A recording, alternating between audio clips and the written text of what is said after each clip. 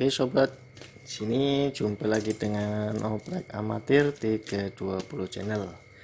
Oke, kali ini saya akan membuka paket untuk pembelian sebuah gear sentrik ya.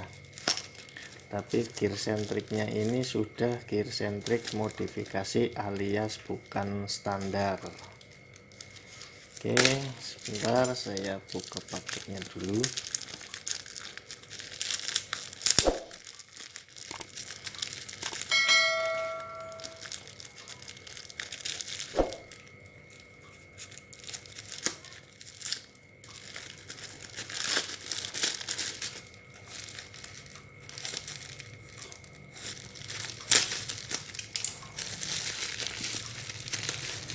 Oke, sudah terbuka, kita lihat isinya. Nah, seperti ini.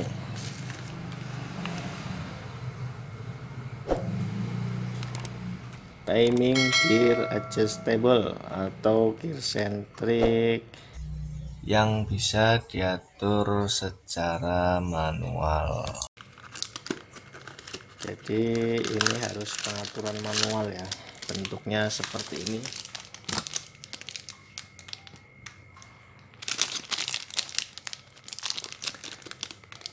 Oke, di sini ada dua tipe sebenarnya. Nah, seperti ini. Oke, ini sudah dapat knock dekompresi ya. Jadi bisa pakai knock dekompresi dari bawaan, bisa juga pakai ini. Nanti dilihat lebih worth it yang mana. Oke, di sini knock dekompresinya seperti ini. Oke, sama ya seperti yang aslinya. Nah, di sini untuk pengaturannya menggunakan kunci L. Oke, nanti di sini pakai kunci L. Ini bautnya. Oke, seperti ini. Nah, ini nanti dikendorkan dulu, nanti bisa digeser ke kanan atau ke kiri sesuai dengan kebutuhan ya. Jadi kebutuhannya gear sentriknya kurang maju, nanti tinggal dimajukan, kurang mundur nanti tinggal dimundurkan. Oke, di sini ada terlihat garis-garis kecil, ini untuk top dari noken as itu sendiri. Jadi noken asnya ditopkan dulu, nanti di sini kan udah top, kemudian ini dikendorkan, disesuaikan, geser-geser dari sesuai dengan topnya bagian magnet atau piston. Nah, nanti ini noken as ditopkan, terus untuk setting bagian piston untuk topnya sebelah sini.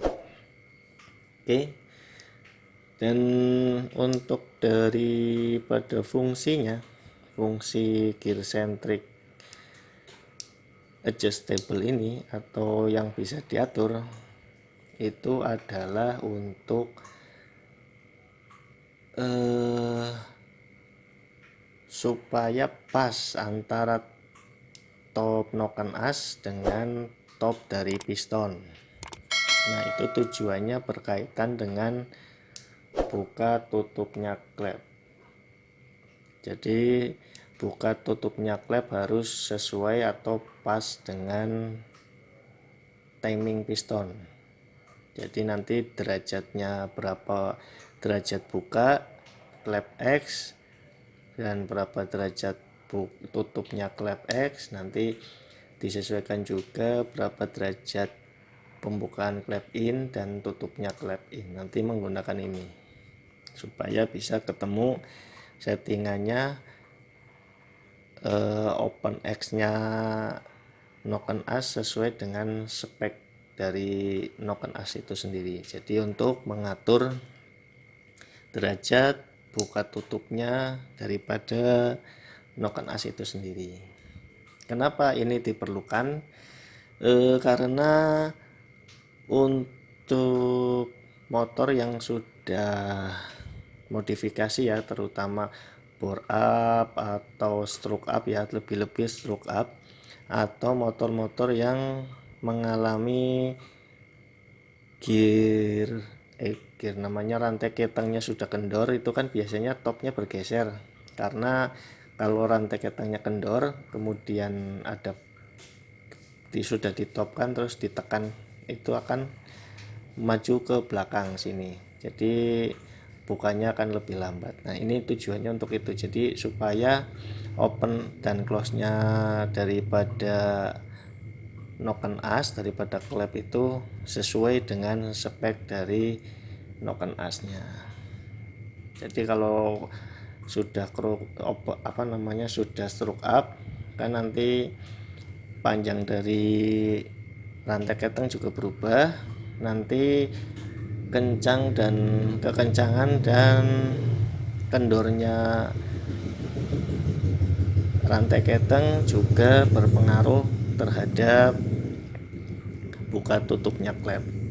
Maka dari itu diperlukan ini namanya gear centric yang bisa diatur sesuai kebutuhan. Atau misalkan yang untuk balap, untuk road race ya, mau maju atau mau mundurkan buka tutupnya noken as, nanti pakainya ini.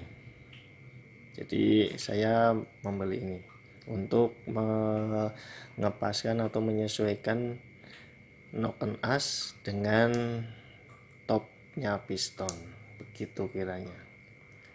Oke, nanti kalau misalkan ada yang pengen bertanya-tanya atau sharing atau saling tukar pengalaman tentang pemasangan maupun apa saja atau modelnya seperti apa, nanti silahkan isi di kolom komentar. Oh iya, untuk model gear centric ini ada dua model. Jadi yang ada tipe knock dekompresinya seperti ini ya, ini tujuannya untuk knock dekompresi ya, seperti ini, seperti biasalah pengaturan knock dekompresi. Ada juga yang tidak menggunakan ini, alias cuman gear centricnya saja, tapi tetap sama-sama adjustable, bisa diatur. Itu harganya lebih murah daripada ada yang knock dekompresi. Nah, perbedaannya apa? Adalah perbedaannya itu sendiri saat untuk pertama starter. Jadi starter kalau ada knock dekompresinya itu akan membantu proses daripada pembuangan kompresi. Jadi kompresinya kalau ada dekompresinya itu pada saat starter atau engkol pertama itu akan berkurang sehingga lebih gampang muter. Nah, lebih gampang muter karena kompresinya bocor ya, dibocorkan dengan knock dekompresi ini sehingga lebih cepat muter. Dibandingkan kalau yang tidak ada ini akan lebih keras, untuk kickstarter atau starternya itu akan lebih keras. Ya kalau misalkan namanya kompresinya masih kompresi standar atau di bawah 12 ya, itu kalau nggak pakai knock dekompresi masih kuat di engkel lah, masih enak gitu di engkel. Misalkan 11,5 atau 11,1 itu di engkel masih oke. Tapi kalau misalkan kompresinya udah 12 atau bahkan 13 itu akan sangat berat sekali untuk menyalakan mesin, di engkel aja lebih keras. Oke, mungkin itu saja pembahasan untuk knock dekompresi dan gear centric adjustable-nya ya. Nanti ya teman-teman, biasa kalau yang sudah subscribe silahkan ikuti video selanjutnya atau bertanya-tanya di kolom komentar.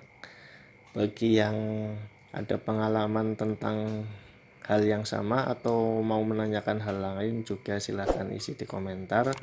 Dan bagi teman-teman yang menyaksikan videonya dan melihat komentar, jika misalkan ada pengalaman yang sama ya mohon dibagikan pengalamannya supaya teman-teman lain juga saling berbagi cerita dan berbagi info, siapa tahu ada yang mengalami hal yang sama dan bisa terselesaikan dengan forum diskusi ya. Oke, terima kasih, sehat selalu, sukses selalu.